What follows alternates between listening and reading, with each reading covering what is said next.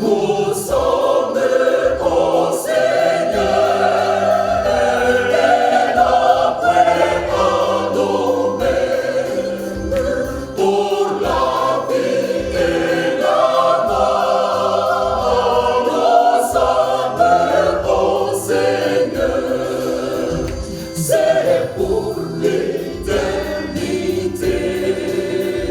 Jésus, que tu es nos aimes, ta croix nous a rendus la paix et le bonheur, c'est pour l'éternité. Jésus, que tu es nos aimes, ta croix nous a rendus la paix et le bonheur.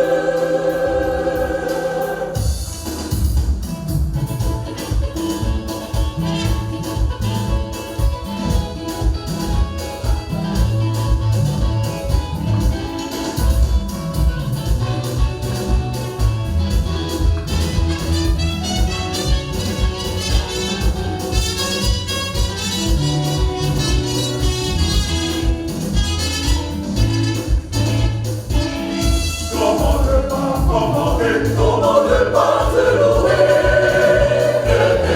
Comment ne pas te louer? Comment ne pas te louer? Oh Seigneur Jésus, comment ne pas te louer? Comment ne pas te louer?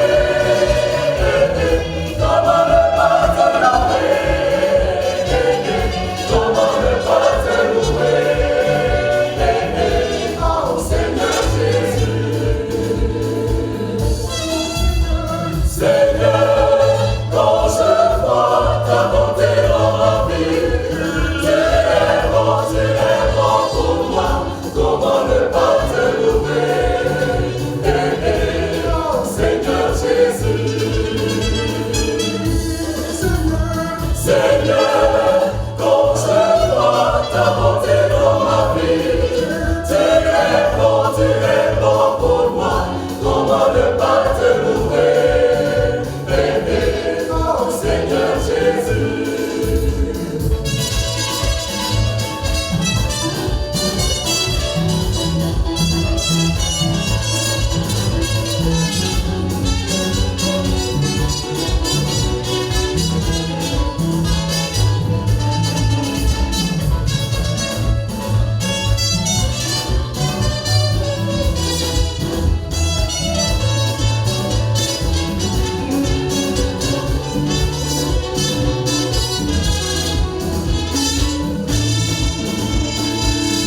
Comment ne pas te louer? Comment ne pas te louer? Comment ne pas te louer? Oh Seigneur Jésus, comment ne pas te louer? Comment ne pas te louer?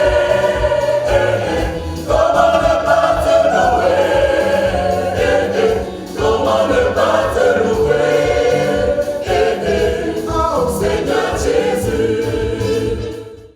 Je connais les projets que j'ai formés sur vous, dit l'Éternel.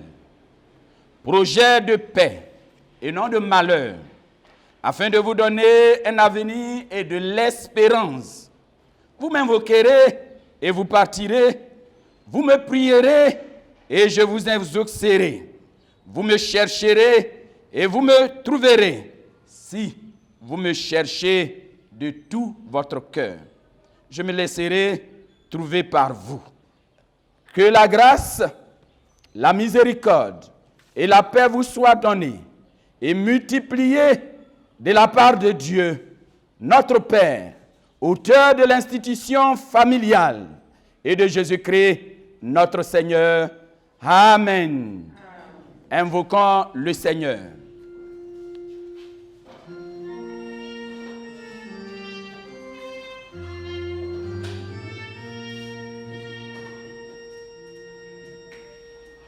L'éternel est ton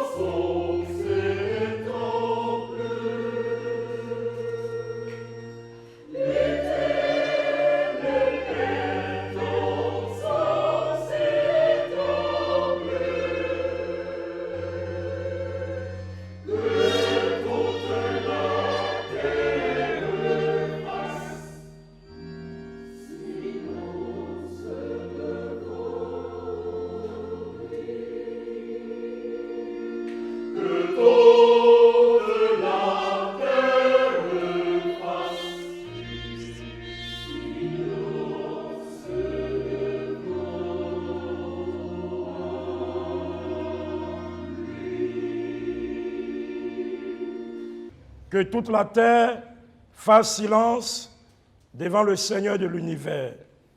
Adorons le Seigneur. Ô Seigneur, ouvre nos lèvres.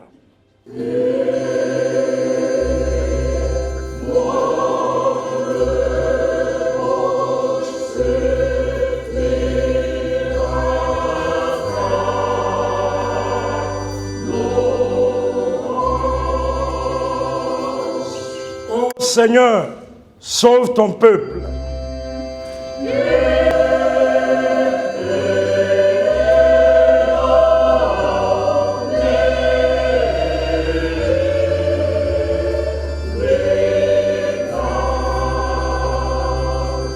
Gloire soit au Père, gloire au Fils, gloire au Saint-Esprit. Comme au commencement, aujourd'hui, toujours et d'éternité en éternité.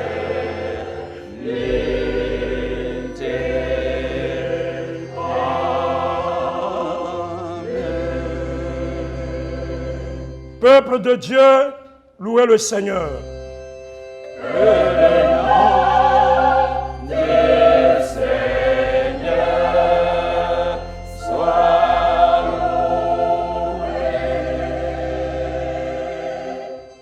Nous louons le Seigneur par le chant du cantique tiré du recueil Gloire à Dieu, numéro 925, la première strophe, chantée 2 fois.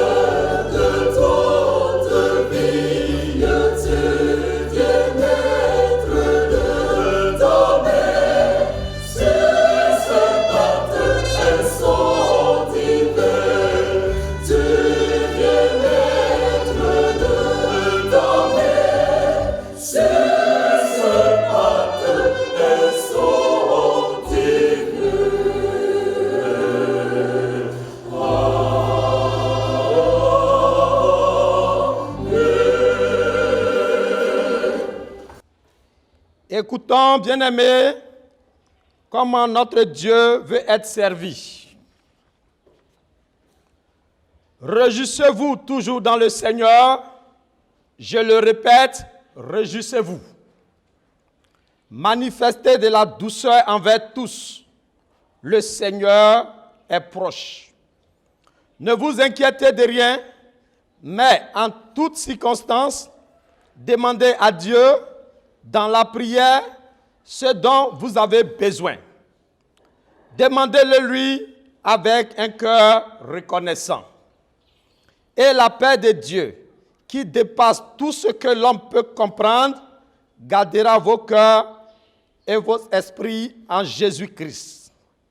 Au reste, frères, que tout ce qui est vrai, tout ce qui est honorable, tout ce qui est juste, tout ce qui est pur, tout ce qui mérite l'approbation, ce qui est vertueux et digne de louange, soit l'objet de vos pensées. Bien-aimés, en présence des agissances de Dieu, nous nous sentons tous coupables. En effet, nul ne peut prétendre avoir accompli cette sainte loi de Dieu. C'est pourquoi je vous invite, vous tous qui êtes présents, à vous humilier avec moi devant le trône de Dieu pour confesser nos péchés et pour implorer sa grâce.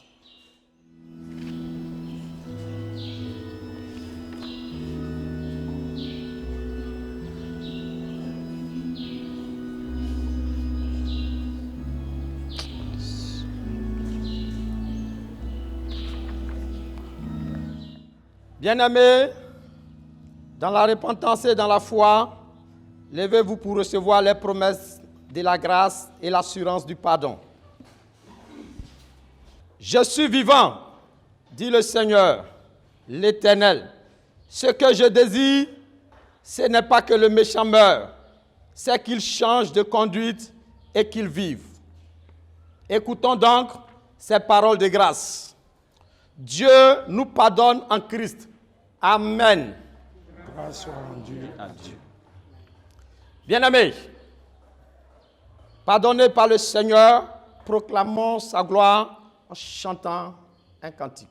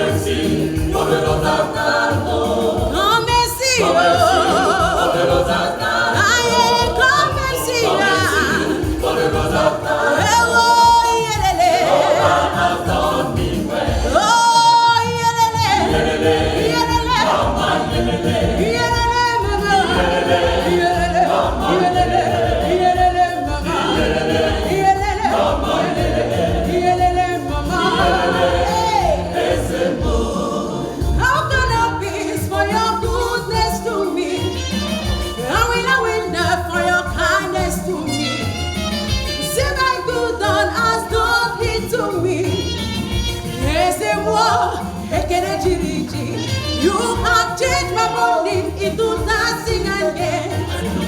Change my pain into gain.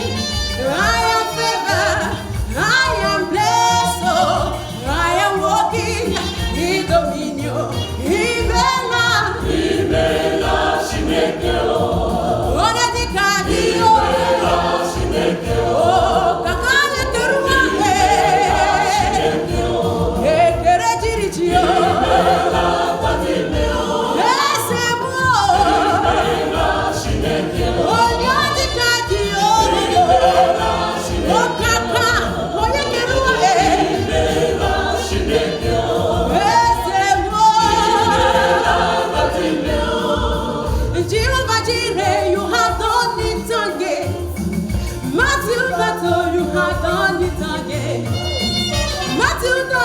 He shall be permanent. Nati ekeredikitio, nati himela, nati klima hill. He shall be permanent, and my blessing will remain permanent. Papa, what you don't know, he shall be permanent. Ekeredikitio, nati himela. I am come to praise your name, Daddy, for what you done for me. Oh,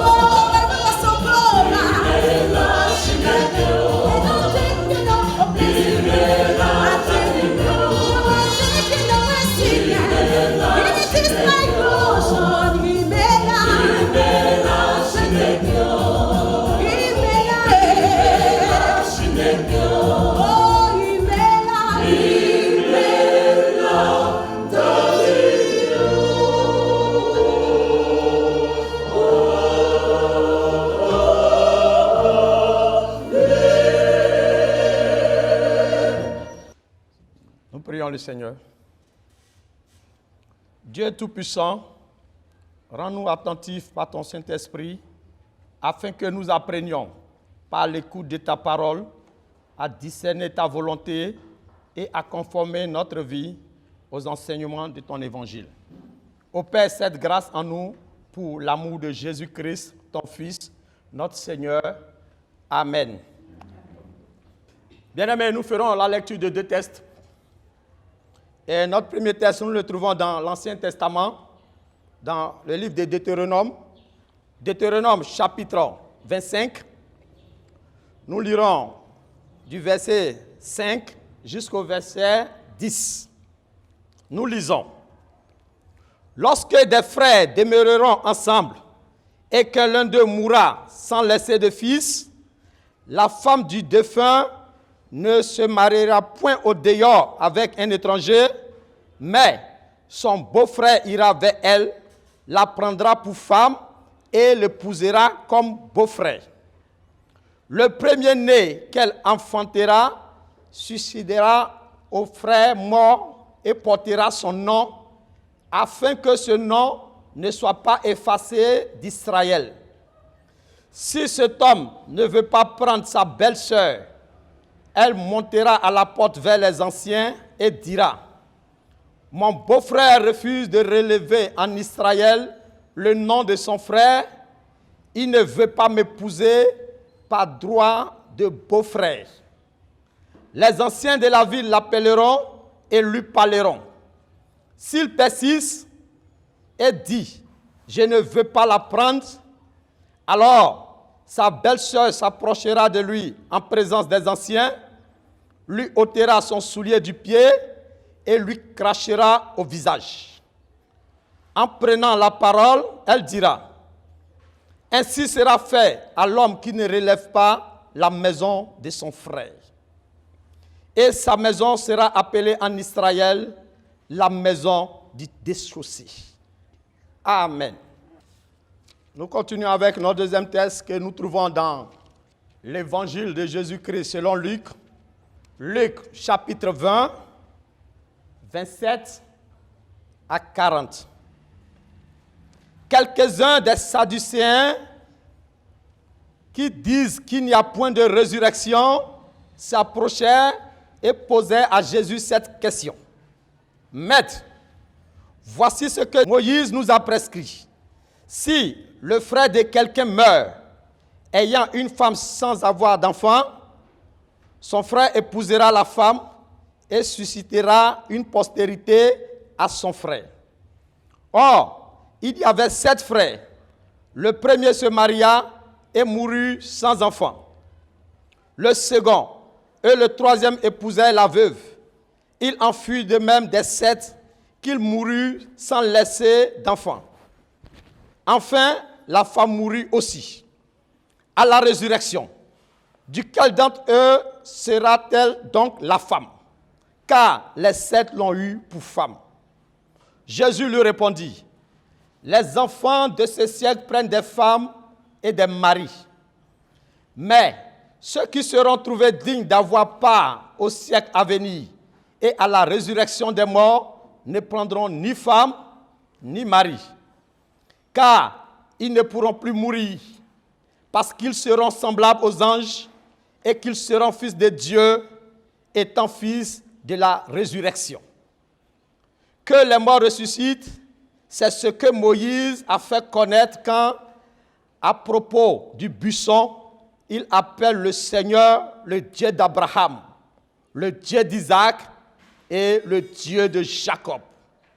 Or, Dieu n'est pas Dieu des morts, mais des vivants, car pour lui, tous sont vivants.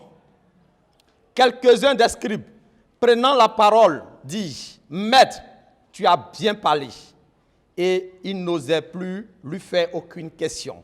Parole du Seigneur. Amen. Amen, alléluia, alléluia, amen, alléluia, amen, alléluia, alléluia, amen, alléluia.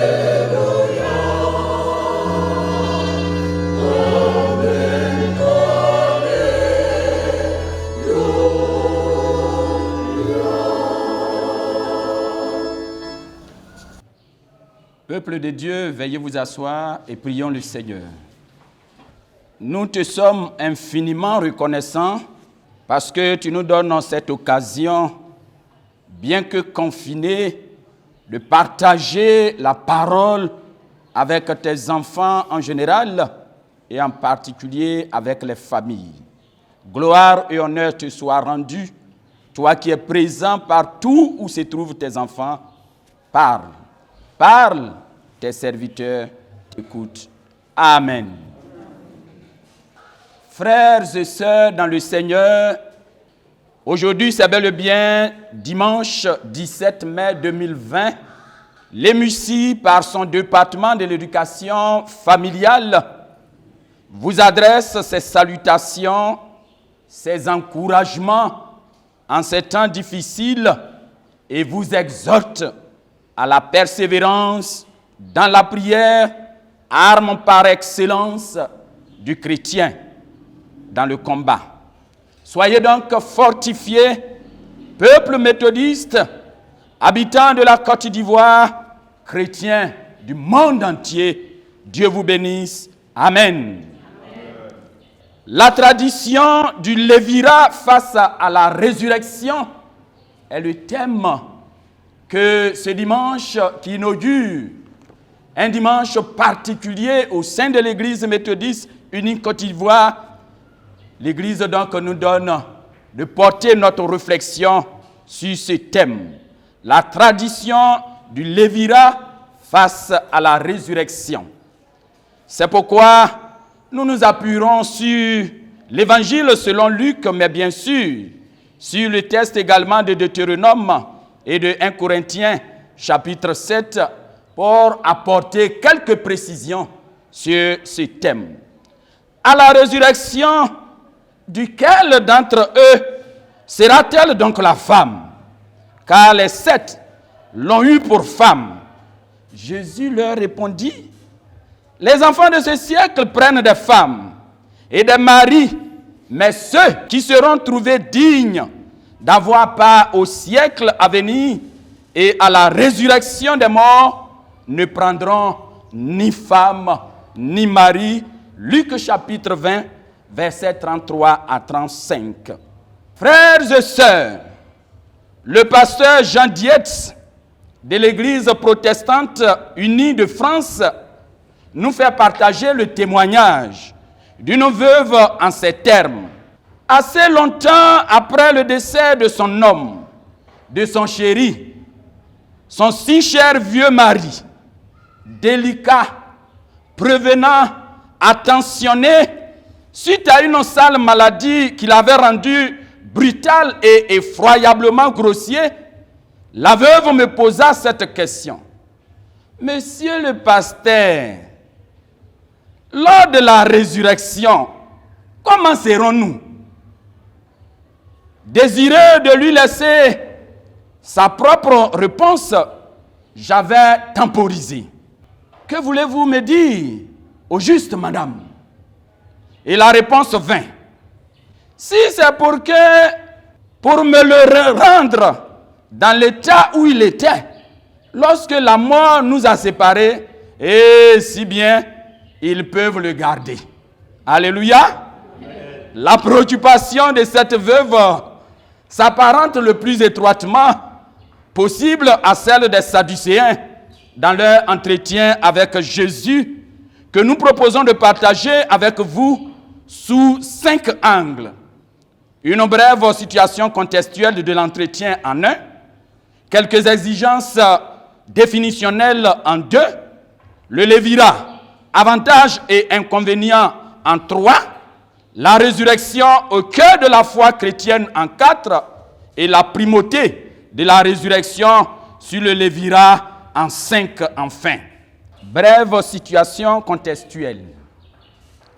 Toujours aux prises avec des grands groupes religieux de son époque sur les questions doctrinales, notamment les pharisiens, les esséniens, les zélotes, Jésus se trouve pour la première fois, selon l'évangéliste Luc, face à un groupe appelé Sadducéens. Ce courant religieux se réclamant de Sadoc, l'un des principaux sacrificateurs sous le règne de David, ne reconnaît que le Pentateuque, c'est-à-dire les 5 premiers livres de l'Ancien Testament, et surtout ne croit pas en la résurrection. C'est donc à propos qu'à la faveur d'une rencontre avec Jésus, il lui raconte une histoire savamment inventée afin d'atteindre leur objectif. Pour eux, il n'y a pas de résurrection après les morts. Il présente alors le cas de 7 frères ayant épousé l'un après l'autre, à la suite des décès, la même femme en vue de susciter au premier mari défunt une descendance. Il posa donc alors cette question. Qui des 7 époux gardera la femme à la résurrection? Telle est la préoccupation des Sadducéens, à laquelle Jésus apporte sa réponse en ces termes. Les enfants de ce siècle prennent des femmes et des maris, mais ceux qui seront trouvés dignes d'avoir part au siècle à venir et à la résurrection des morts ne prendront ni femme ni mari. La question des Sadducéens et la réponse de Jésus révèlent 2 réalités bibliques en conflit, notamment le lévirat et la résurrection, qui nous plongent au cœur de notre thème, la tradition du lévirat face à la résurrection. La définition des termes principaux de ce thème constituera le 2e pan de notre travail, exigence donc définitionnelle. La tradition. Le dictionnaire Larousse définit la tradition comme l'ensemble des légendes, de faits, de doctrines, d'opinions, de coutumes, d'usages transmis oralement sur un long espace de temps. C'est aussi la manière d'agir ou de penser transmise depuis des générations à l'intérieur d'un groupe. Quant au lévirat, il est un type particulier de mariage dans lequel le frère d'un défunt est tenu, obligé d'épouser la veuve de celui-ci en vue de perpétuer sa lignée. Rappelons que le lévirat était une pratique assez courante dans l'Antiquité, c'est-à-dire dans l'ancien temps, notamment en Égypte, en Babylonie, en Israël, en Chine et même en Côte d'Ivoire. Dans certains peuples en Côte d'Ivoire, le lévirat était pratiqué. S'il est encore pratiqué, aujourd'hui, on verra ce qu'il faut dire. Quant au sororat, il est le mariage d'un veuve avec la sœur de son épouse décédée. En particulier, lorsque cette dernière laisse des enfants en bas âge. Le lévirat, c'est quand l'homme décède et que son frère vient prendre son épouse. Le sororat, c'est quand la femme décède et que l'homme doit prendre la petite sœur ou les sœurs de la femme, c'est cela le sororat. Quant à la résurrection, le dictionnaire Larousse lui donne le sens de se relever, revenir à la vie en passant de la mort à la vie, de retour donc de la mort à la vie. Généralement, à la question de savoir ce qui se passe après la mort, 3 réponses sont données. Les incroyants disent « il n'y a rien, après la mort c'est la mort, il n'y a rien ». La sagesse orientale répond par la théorie de la réincarnation. Quand quelqu'un meurt, il va sortir, il va entrer dans un autre qui va apparaître, c'est ça la réincarnation. Quand on pose la question aux chrétiens, ils disent que pour eux, il y a résurrection. Oui, frères et sœurs, toutes ces opinions révèlent bien la divergence autour de la question de la résurrection et privilégient donc, puisque les gens ne s'entendent pas autour de cette question de résurrection, alors ils vont privilégier d'autres pratiques, notamment l'inceste, la pédophilie, la débauche, l'adultère, le lévirat, dont les conséquences sont difficilement maîtrisables. La pratique donc du lévirat en troisième pan de notre travail nous en dira plus. 3. Pratique du lévirat, avantages et inconvénients. Dieu les bénit et Dieu leur dit, soyez féconds, multipliez et remplissez la terre et la sujettissez. Ce récit de Genèse chapitre 1 verset 28 sonne comme une mission assignée à l'homme et à la femme qu'ils se doivent d'accomplir pour perpétuer le nom de l'homme. Dès lors, l'absence d'enfant mâle devient pour l'époux une situation insupportable, déshumanisante, car se voyant sans héritier. Le lévirat se perçoit donc comme une loi donnée par Dieu pour la pérennisation d'Israël. Et le texte de Deutéronome 25, 5 à 10 que nous venons de lire témoigne bien cela. Il est dit, lorsque des frères demeureront ensemble et que l'un d'entre eux mourra sans laisser de fils, la femme du défunt ne se mariera pas au dehors avec un étranger, mais avec son beau-frère, et les deux deviendront un couple désormais. Et si d'aventure l'homme voudrait refuser, vous avez entendu, il y a même une sanction qui est infligée à cet homme. Le lévirat donc devient comme quelque chose d'autorisé, de légalisé par Dieu. C'est pourquoi il faut bien comprendre avant d'intervenir là-dessus. Le lévirat se perçoit donc sans nul doute comme la preuve que Dieu se soucie de son peuple, l'accompagne, prend soin de lui dans tous les domaines et détails. L'Éternel a donc donné cette loi à un moment précis de l'histoire de sa relation avec l'humanité pour certainement réaliser le plan merveilleux de sa relation avec le monde entier. Oui, certainement pour accomplir ce plan merveilleux de peuplement de la terre. Rappelons donc à toute fin utile qu'ici, nous sommes dans l'ancienne alliance, alliance dans laquelle l'éducation du peuple est soumise exclusivement aux indications de l'Éternel. Des exigences, mais aussi des tolérances sont accordées au peuple qu'il s'est lui-même choisi. Si donc le lévirat a pu être expérimenté comme une prescription divine, il n'en demeure pas moins qu'il conduit à la polygamie, à la privation de liberté et à la mort, toutes choses contraires à la volonté de Dieu. En effet, si le frère vivant est marié et que la loi le contraint à prendre celle qui est restée dans le cas du sororat, oui, vous convenez avec moi que ce monsieur, qu'il le veuille ou pas, il est obligé d'être polygame, avoir au moins 2 femmes, sinon même en avoir 3 et 4. Oui, ce n'est pas chose facile parce que ce frère ou cet homme va se retrouver avec plusieurs femmes, ce qui est une transgression de la loi divine, car il est écrit que chacun est sa femme et que chaque femme est son mari, selon 1 Corinthiens chapitre 7, verset 2. Dans le lévirat, aucune liberté n'est laissée au couple pour des éventuelles appréciations. Est-ce que l'homme a le choix de dire « j'aime la femme » ou que je ne l'aime pas? Non, il n'y a pas de choix à ce niveau. Le lévirat, il n'y a pas d'appréciation.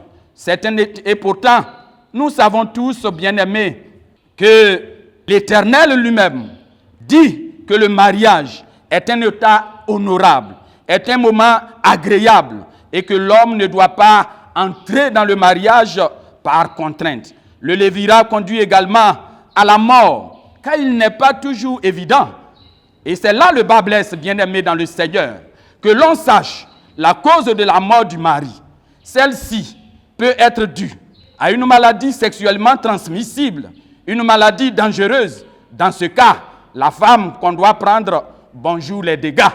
C'est donc à juste titre que Jésus convie ses auditeurs de la circonstance à se plonger dans la résurrection, désormais au cœur de la foi chrétienne. En effet, la vie avec Dieu a pour seul et unique but de parvenir à son royaume. Cela n'est possible que par la résurrection, comme Paul l'énonce avec précision. Car le Seigneur lui-même a un signal donné à la voix d'un archange et au son de la trompette de Dieu, descendra du ciel, et les morts en Christ ressusciteront premièrement. Ensuite, nous les vivants qui serons restés, nous serons tous ensemble enlevés avec eux sur les nuées à la rencontre du Seigneur dans les airs. De par son expérience, selon 1 Thessaloniciens chapitre 4, les versets 16 et 17. Le Christ, de par son expérience personnelle, a rendu tangible, palpable, la résurrection. Tout doute devrait être dissipé. Mais hélas, plusieurs demeurent encore pessimistes, incrédules vis-à-vis de ce grand mystère, fondement de la foi chrétienne, affirmé en ces termes par l'apôtre Paul. Et si Christ n'est pas ressuscité, notre prédication est donc vaine et votre foi aussi est vaine, selon 1 Corinthiens chapitre 15, les versets 12 à 14. C'est donc à propos que Jésus souligne l'étroitesse des vues de ses interlocuteurs qui imaginent l'au-delà comme le prolongement du monde terrestre. Ils réduisent la vie éternelle à un simple prolongement de la vie physique. Une telle interprétation signifie méconnaissance des Écritures et de la puissance de Dieu. Surtout que les Écritures elles-mêmes font mention de la résurrection. Et Daniel chapitre 12, les versets 2 et 3 en témoignent.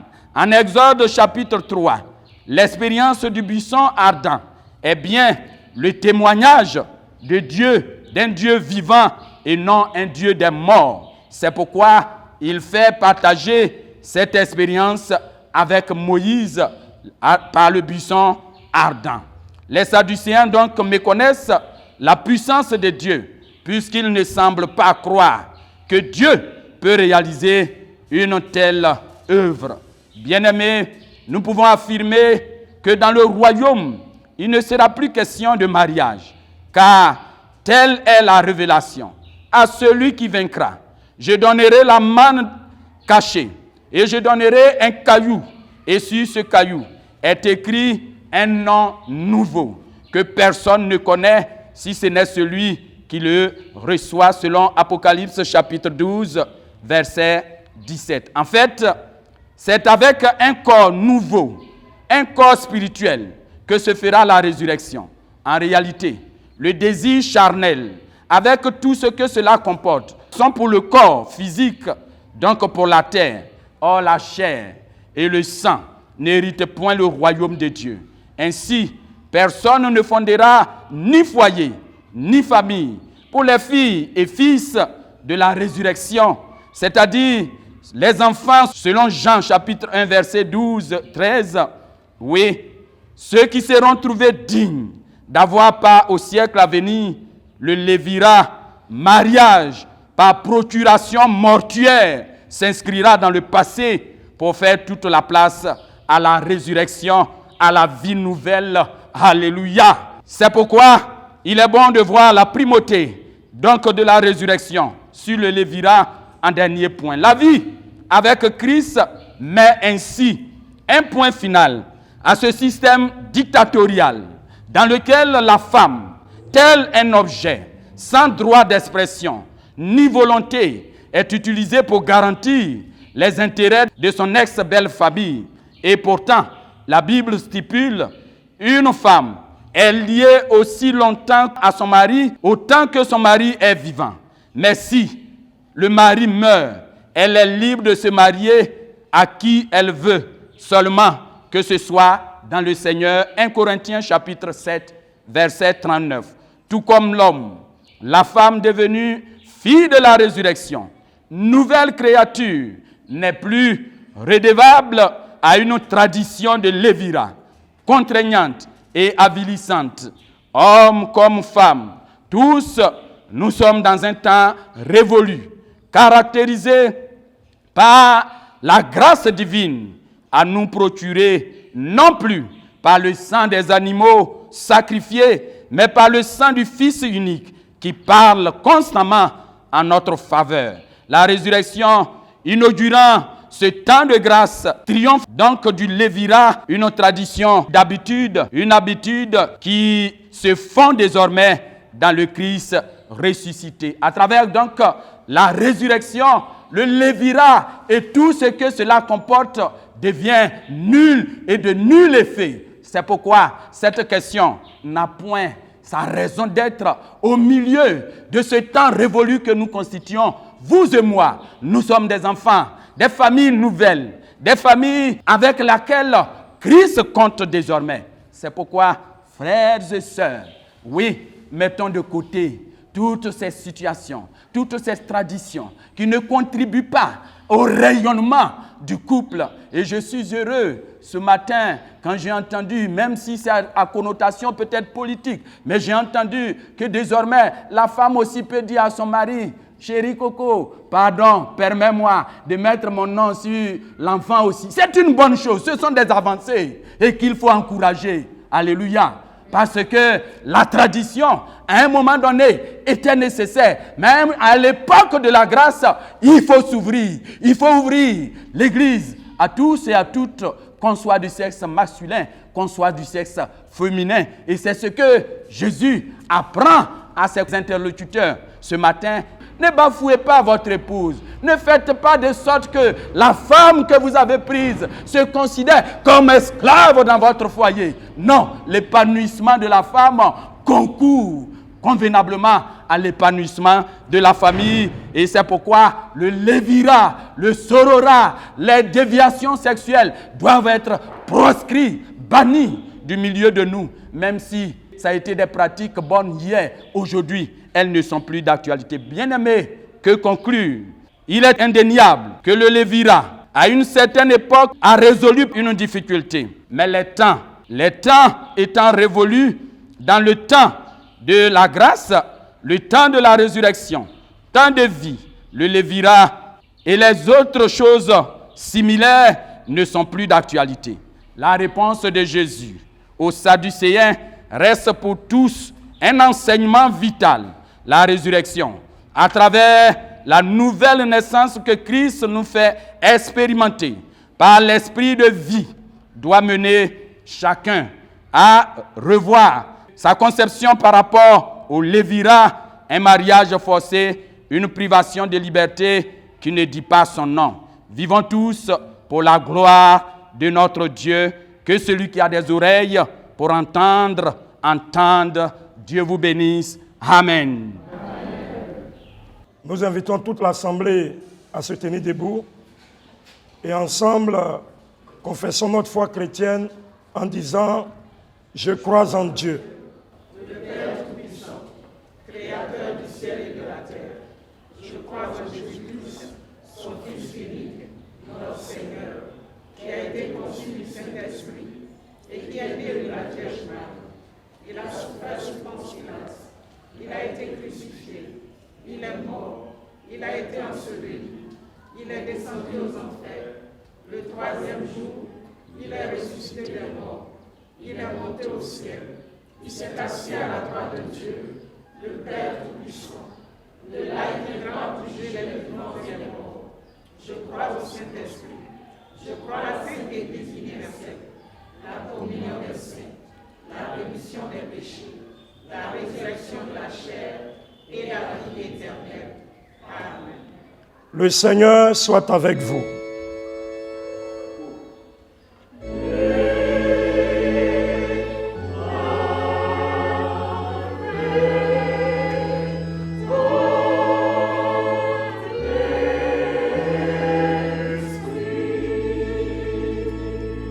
Unissons-nous dans la prière, assis. Ce matin, nous allons donc élever la voix et prier le Seigneur pour toutes les familles de la terre, car la Bible dit que toute famille tire son nom de Dieu. C'est pourquoi, ensemble, prions le Seigneur pour toutes les familles. Notre Dieu et notre Père, nous te bénissons ce matin pour l'occasion que tu nous donnes, Seigneur, de porter les familles en prière. La première église, c'est bien la famille. C'est pourquoi notre Dieu, nous sommes dans la joie de nous réunir ce matin et porter toutes les familles dans le monde entier et en particulier en Côte d'Ivoire et les familles méthodistes entre tes mains. Qu'il te plaise donc, Dieu, de bénir ces différentes familles et de nous donner surtout de nous attacher à toi pour la gloire de Jésus-Christ, notre Seigneur et notre Sauveur. Amen. Nous allons élever la voix et prier le Seigneur pour la situation que nous connaissons. Notre Dieu et notre Père, ce matin nous élevons la voix vers toi, Seigneur, pour porter en prière toutes ces familles et tous ces hommes qui ont été touchés par cette maladie. La Bible déclare que le nom de Jésus est au-dessus de tout nom. C'est pourquoi ce matin, nous voulons proclamer ce nom sur le coronavirus pour que, Seigneur, tous ceux qui ont contracté cette maladie, tous ceux qui sont malades de cette maladie, reçoivent par ta puissance la guérison. Et que, Seigneur, les familles se réjouissent et que les familles continuent d'élever et de glorifier ton nom, Jésus-Christ, seul Seigneur de tous. Amen. Prions le Seigneur pour le personnel médical, pour les chercheurs, pour les laboratoires, que Dieu inspire nos chercheurs, nos médecins, pour que le médicament soit trouvé définitivement. Au nom de Jésus, nous prions le Seigneur. Notre Dieu et notre Père, toi qui es le médecin par excellence, ce matin, nous venons, Seigneur notre Dieu, crier à toi pour que tu puisses inspirer le personnel médical, tu puisses les protéger, tu puisses, Seigneur notre Dieu, inspirer les chercheurs pour que, Seigneur, le remède soit trouvé pour cette maladie au nom de Jésus. Amen. Pour ce que nous n'avons pas pu dire, nous le résumons par la prière que le Seigneur nous a enseignée et disons ensemble: Notre Père qui es aux cieux, que ton nom soit sanctifié, que ton règne vienne, que ta volonté soit faite sur la terre comme au ciel. Donne-nous aujourd'hui notre pain de ce jour. Pardonne-nous nos offenses, comme nous pardonnons aussi à ceux qui nous ont offensés. Et ne nous soumets pas à la tentation, mais délivre-nous du mal. Car c'est à toi qu'appartiennent le règne, la puissance et la gloire au siècle des siècles. Amen. Le Seigneur nous a entendus et il nous exauce dans le nom de Jésus. Amen. Amen. Chers frères et sœurs, c'est le moment de recueillir nos offrandes. Sachez que Dieu aime celui qui donne avec joie.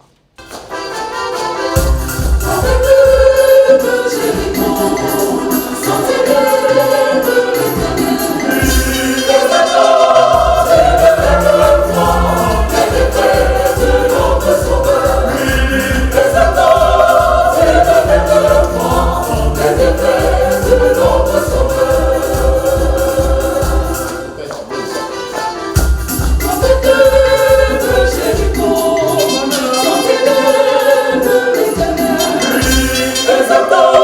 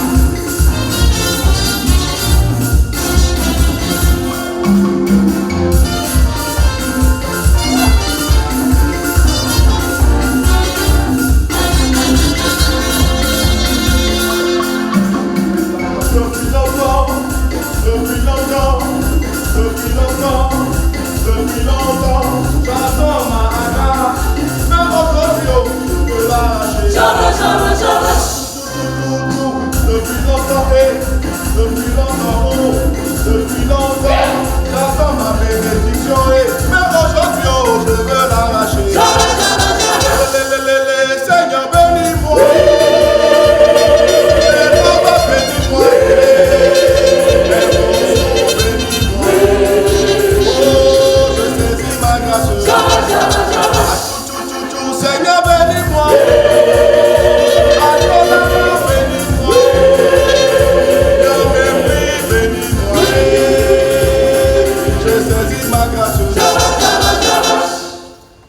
Consacrons nos offrandes au Seigneur.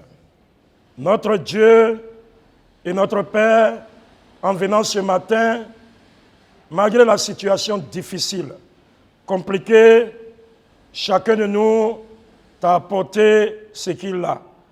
Car nous avons reconnu que c'est toi qui nous les as donnés. Nous te prions donc, Seigneur notre Dieu, de bénir ces offrandes et bénir, Seigneur, tous ceux qui ont apporté devant toi et au travers de toutes ces personnes, bénis toutes les familles au nom de Jésus. Amen. Frères et sœurs, c'est bel et bien la journée de la famille au sein de l'Église méthodiste unique Côte d'Ivoire. Nous sommes heureux de nous adresser à vous en ce sens qu'au plus fort de la pandémie, même quand les temples ont été fermés, l'Église a demandé que ce soit les familles qui prient. Combien la famille est importante. On aurait pu dire, on peut tout fermer, on peut tout mettre dehors, mais la famille demeure le socle de la société. Et vous aussi, en tant que famille, vous avez répondu favorablement à cette exhortation. Merci pour toutes les prières que vous avez adressées à Dieu. Merci pour toute l'endurance, la persévérance que vous avez eue pour que aujourd'hui, 17 mai, comme le bishop l'a dit, nous vous exhortons, en tant que famille, socle de la société, nous puissions continuer de persévérer dans la prière, qui est l'âme du chrétien, pour que toute la Côte d'Ivoire soit déconfinée, tout le monde entier soit déconfiné, et que nous puissions dire, comme les autres pandémies, que le coronavirus désormais est enterré pour de bon par Jésus-Christ, notre Seigneur. À cette reprise, soyez indulgents les uns avec les autres. Oui, quand on est ensemble, beaucoup de choses sortent, mais soyez indulgents. Pardonnons-nous les uns les autres, pardonnons les enfants, acceptons-les et accompagnons-les soigneusement dans ces temps difficiles pour que la gloire revienne à notre Dieu. Bonne fête à tous et à toutes. Que le Seigneur de la grâce, le Seigneur de la force, le Seigneur de la délivrance assure notre délivrance par Jésus-Christ, le ressuscité d'entre les morts au siècle des siècles. Amen. Amen. Frères et sœurs, allez en paix. Allez délivrer de toute vicissitude de ce monde.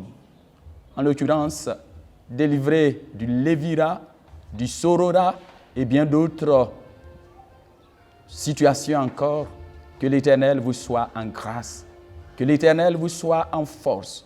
En ces moments difficiles. Que l'Éternel soit votre protection en tout état de cause. Afin que le coronavirus ne puisse point nous atteindre et que nous soyons gardés dans le creux du Père, du Fils, du Saint-Esprit. Amen.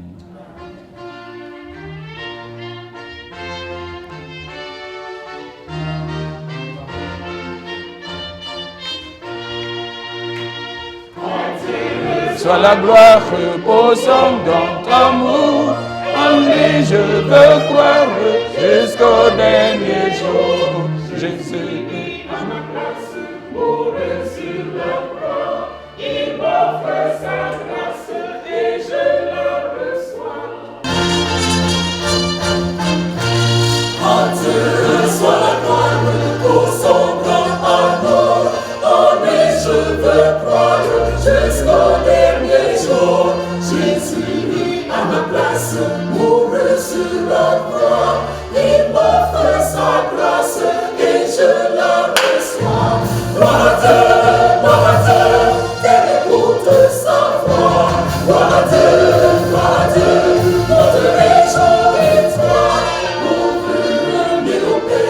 Jésus est vainqueur, que toute la terre chante son nom. Gloire à Dieu, elle écoute sa voix. Gloire à Dieu, monte les choses et toi. Ouvre-lui au Père, Jésus est vainqueur.